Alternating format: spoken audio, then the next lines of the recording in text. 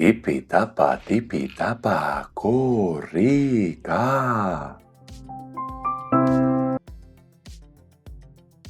Kaixo artistak, hemen gaude, korrikak zuei ekitaldi hau antolatzeko errekurtsoak azaltzeko, oso erraza daukagu.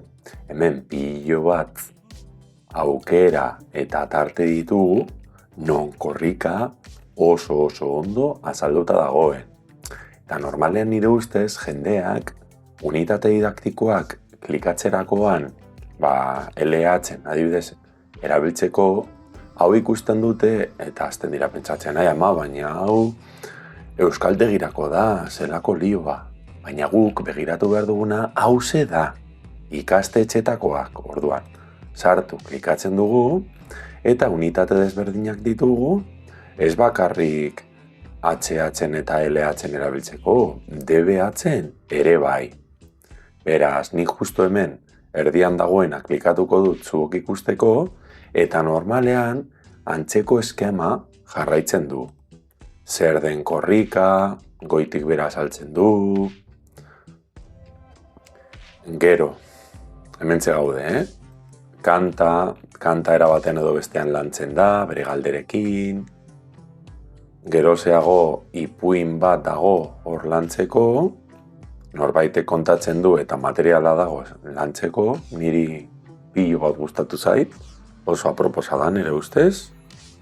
Gerozeago, goratu tipitapa unitatean gaudela, adibide moduan, omenaldi bat, norbaiti, mezu bat, mezua lantzeko, ondoren lekukoa, zer den, mezu eskutu bat egongo dela, agian lekuko bat ere sortu dezakegu gure eskolan, gure gelan lantzeko, agian korrika txikian, zein den korrikako ibilbidea, horrela Euskal Herriko zazpi lurralde haiek landu daitezke,